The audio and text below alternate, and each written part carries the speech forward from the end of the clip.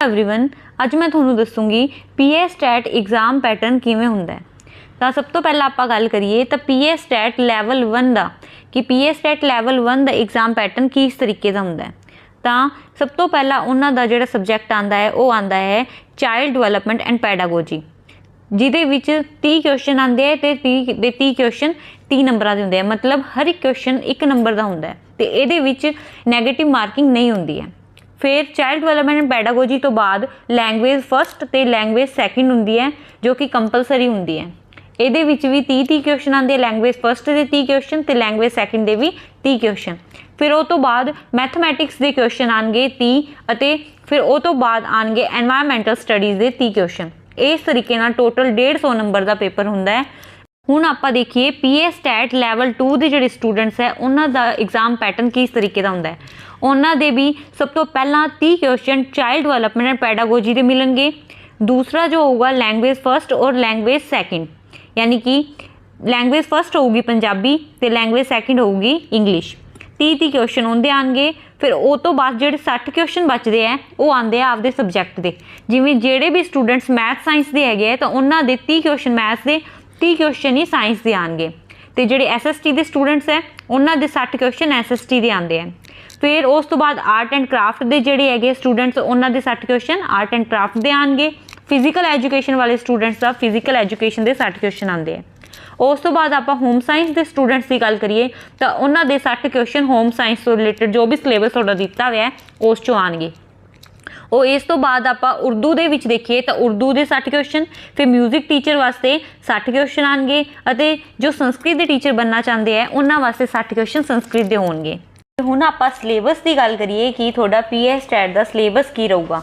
तो सब तो पहला आपां पेपर फस्ट यानी जो class 1 to 5th primary stage के स्टूडेंट्स आपका पीए स्टैट लैवल 1 का पेपर देंगे उन्हों का सिलेबस सब तो पहला चाइल्ड डिवेलपमेंट एंड पैडागोजी का सिलेबस दिता गया है। तो तुसी इत्थों देख सकते हो और स्क्रीनशॉट भी लै सकते हो कि थोड़ा सिलेबस की रहूगा तो इनू स्क्रीनशॉट लैके सेव करके भी रख सकते हो। तो सब तो पहला दिता हुआ है चाइल्ड डिवेलपमेंट एंड पैडागोजी का सिलेबस, जिस दे विच की है कि सारा सिलेबस है वो इस पेज से इस तो बाद थोड़ा बहुत इसका पार्ट है वो इस पेज से थोनों मिल जूगा। इस सिलेबस का स्क्रीनशॉट तुसी लै सकते हो। फिर उस तो बाद आप गल करिए कि चाइल्ड डिवेलपमेंट पैडागोजी तो बाद पीए स्टैट लैवल 1 का जो नैक्सट जो सबजैक्ट रहूगा वो रहूगी थोड़ी लैंगुएज फस्ट जो कि है पंजाबी। पंजाबी दे विच की है कि थोनों सारा कुछ जो भी सिलेबस आना है वो इस दे विच दिता गया है तो तुसी एदा भी स्क्रीनशॉट लैके इनू सेव कर सकते हो। फिर उस तो बाद कुछ एक पार्ट है वो इत्थे दिता गया है की रहूगा थोड़ा। फिर उस तो बाद आप अगर देखिए लैंगुएज सैकेंड है वो थोड़ी रहूगी इंग्लिश।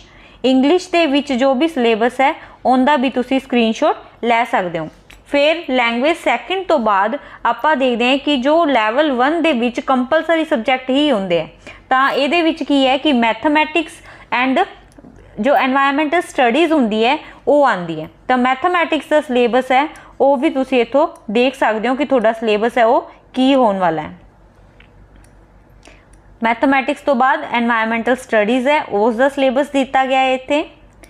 फिर आप पीए स्टैट लैवल 1 के सबजैक्ट का सिलेबस देख लिया कि की होगा। फिर उस तो बाद आप पेपर सैकेंड है जो कि 6th तो लैके 8th क्लास तक के बच्चों के जो पीए स्टैट का एग्जाम है उन्हों का सिलेबस की रहूगा अगे वो दिता गया है। तो वो सब तो पहला सबजैक्ट किहड़ा दिता गया है वो दिता गया है चाइल्ड डिवेलपमेंट एंड पैडागोजी। इसका सिलेबस है वो दिता गया है।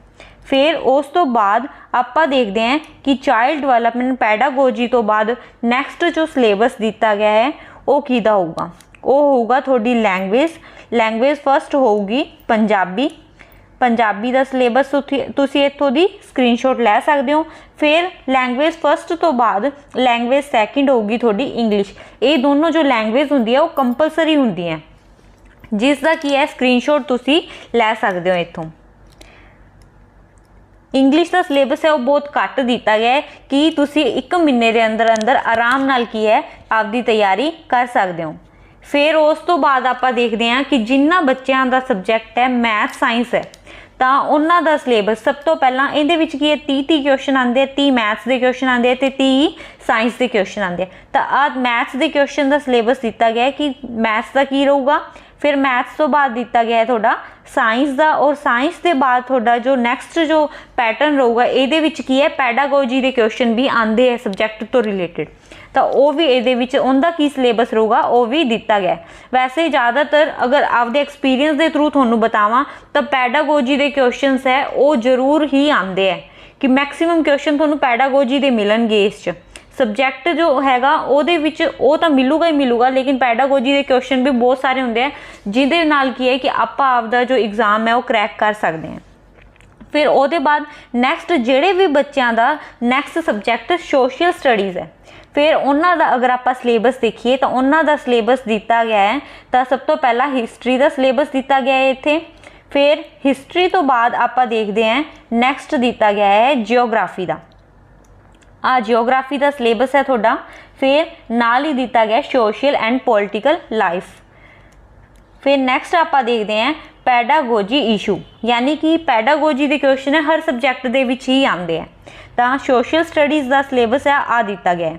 ਫਿਰ ਉਸ ਤੋਂ ਬਾਅਦ ਜਿਹੜੇ ਵੀ ਬੱਚੇ ਹੈਲਥ ਐਜੂਕੇਸ਼ਨ ਤੋਂ ਰਿਲੇਟਡ ਸਬਜੈਕਟ ਹੈ ਜਿਨ੍ਹਾਂ ਕੋਲੇ, ਉਹਨਾਂ ਦਾ ਅਗਰ ਆਪਾਂ ਸਿਲੇਬਸ ਦੇਖੀਏ ਤਾਂ ਉਹ ਇਹ ਰਹਿਣ ਵਾਲਾ ਹੈ, ਇਹਦਾ ਵੀ ਤੁਸੀਂ ਸਕਰੀਨਸ਼ਾਟ ਲੈ ਸਕਦੇ ਹੋ।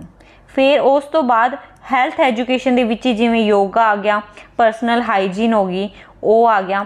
ਫਿਰ ਮੇਜਰ ਧਿਆਨ ਚੰਦ ਜਾਂ ਹਿਊਮਨ ਬੋਡੀ ਤੋਂ ਰਿਲੇਟਡ ਜੋ ਵੀ ਟੌਪਿਕਸ ਤੁਹਾਡੇ ਦਿੱਤੇ ਹੋਏ ਹੈ, ਫਿਜ਼ੀਕਲ ਕੈਪੈਸਿਟੀ ਹੈ, ਉਹਨਾਂ ਸਭ ਦਾ ਕੀ ਦਿੱਤਾ ਗਿਆ, ਇਹ ਸਿਲੇਬਸ ਦਿੱਤਾ ਗਿਆ। ਫਿਰ ਆਪਾਂ ਇਸ ਤੋਂ ਬਾਅਦ ਅਗਰ ਗੱਲ ਕਰੀਏ ਕਿ ਆ ਵੀ ਤੁਹਾਡਾ ਹੈਲਥ ਐਜੂਕੇਸ਼ਨ ਦਾ ਹੀ ਸਿਲੇਬਸ ਹੈ, ਇਹਦਾ ਵੀ ਤੁਸੀਂ ਸਕਰੀਨਸ਼ਾਟ ਲੈ ਸਕਦੇ ਹੋ। ਫਿਰ ਉਸ ਤੋਂ ਬਾਅਦ ਆਪਾਂ ਨੈਕਸਟ ਸਬਜੈਕਟ ਦੀ ਜੋ ਗੱਲ ਕਰਾਂਗੇ ਉਹ ਕਰਾਂਗੇ ਡਰਾਇੰਗ ਔਰ ਜਾਂ ਫਿਰ ਸਕੇਲ ਡਰਾਇੰਗ ਦੀ, ਜਿਓਮੈਟਰੀਕਲ ਡਰਾਇੰਗ ਜਾਂ ਫਿਰ ਸਕੇਲ ਡਰਾਇੰਗ। ਇਹ ਪਾਰਟ 1 ਹੈ ਤੁਹਾਡਾ, ਜੋ ਕਿ ਡਰਾਇੰਗ ਦੇ ਸਟੂਡੈਂਟਸ ਹੈ ਉਹਨਾਂ ਬਾਰੇ ਕਿ ਉਹਨਾਂ ਦਾ ਸਿਲੇਬਸ ਹੈ ਉਹ ਕੀ ਰਹੂਗਾ। ਫਿਰ ਇਹਦੇ ਵਿੱਚ ਪਾਰਟ 2 ਵੀ ਦਿੱਤਾ ਗਿਆ ਕਿ ਡਰਾਇੰਗ ਐਂਡ ਪੇਂਟਿੰਗ, ਤਾਂ ਇਸ ਦਾ ਸਿਲੇਬਸ ਦਾ ਵੀ ਸਕਰੀਨਸ਼ਾਟ ਤੁਸੀਂ ਇੱਥੋਂ ਲੈ ਸਕਦੇ ਹੋ। ਫਿਰ ਡਰਾਇੰਗ ਔਰ ਪੇਂਟਿੰਗ ਤੋਂ ਬਾਅਦ ਨੈਕਸਟ ਜੋ ਸਬਜੈਕਟ ਹੈ ਉਹ ਰਹੂਗਾ ਤੁਹਾਡਾ ਸੰਸਕ੍ਰਿਤ ਦਾ। ਜਿਹੜੇ ਵੀ ਸਟੂਡੈਂਟ ਸੰਸਕ੍ਰਿਤ ਦੇ ਹੈ ਤਾਂ ਉਹ ਵੀ ਆਪਦਾ ਜੋ ਸਿਲੇਬਸ ਹੈ ਉਹਨੂੰ ਇੱਥੋਂ ਦੇਖ ਸਕਦੇ ਹੈ ਕਿ ਉਹਨਾਂ ਦਾ ਸਿਲੇਬਸ ਹੈ ਉਹ ਕੀ ਰਹਿਣ ਵਾਲਾ ਹੈ। ਤੁਸੀਂ ਇਸ ਪੇਜ ਦਾ ਵੀ ਸਕਰੀਨਸ਼ਾਟ ਲੈ ਸਕਦੇ ਹੋ। ਅਤੇ ਆ ਹੈਗਾ ਨੈਕਸਟ, ਇਸ ਵੀਡੀਓ ਨੂੰ ਤੁਸੀਂ ਰੋਕ ਕੇ ਫਿਰ ਵੀ ਸਕਰੀਨਸ਼ਾਟ ਲੈ ਸਕਦੇ ਹੋ। ਫਿਰ ਸੰਸਕ੍ਰਿਤ ਤੋਂ ਬਾਅਦ ਦਿੱਤਾ ਹੋਇਆ ਹੋਮ ਸਾਇੰਸ ਦਾ, ਯਾਨੀ ਜੋ ਵੀ ਬੱਚੇ ਹੋਮ ਸਾਇੰਸ ਦੇ ਹੈ ਉਹਨਾਂ ਦਾ ਜੋ ਵੀ ਸਿਲੇਬਸ ਰਹਿਣ ਵਾਲਾ ਹੈ ਉਹ ਇੱਥੇ ਦਿੱਤਾ ਗਿਆ ਹੈ। ਫਿਰ ਉਸ ਤੋਂ ਬਾਅਦ ਉਰਦੂ ਦਾ, ਉਰਦੂ ਦੇ ਵਿੱਚ 3 ਪੇਜ ਦਿੱਤੇ ਗਏ ਹੈ। ਆ ਫਸਟ ਪੇਜ ਹੈ ਇਸ ਦਾ।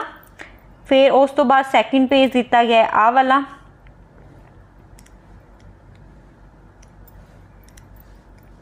ਫਿਰ ਨੈਕਸਟ ਦਿੱਤਾ ਗਿਆ ਹੈ ਥਰਡ ਪੇਜ, ਜਿਸ ਦਾ ਤੁਸੀਂ ਸਕਰੀਨਸ਼ਾਟ ਲੈ ਸਕਦੇ ਹੋ। ਫਿਰ ਇਸ ਤੋਂ ਬਾਅਦ ਉਰਦੂ ਤੋਂ ਬਾਅਦ ਜੋ ਸਬਜੈਕਟ ਦਿੱਤਾ ਗਿਆ ਹੈ ਉਹ ਕੀ ਹੈ, ਮਿਊਜ਼ਿਕ, ਯਾਨੀ ਜੋ ਵੀ ਬੱਚੇ ਮਿਊਜ਼ਿਕ ਦੇ ਸਟੂਡੈਂਟਸ ਹੈ, ਯਾਨੀ ਜਿਨ੍ਹਾਂ ਦਾ ਸਬਜੈਕਟ ਮਿਊਜ਼ਿਕ ਰਿਹਾ ਹੈ ਤਾਂ ਉਹਨਾਂ ਦਾ ਜੋ ਵੀ ਸਿਲੇਬਸ ਹੈ ਉਹ ਵੀ ਇੱਥੇ ਦਿੱਤਾ ਗਿਆ।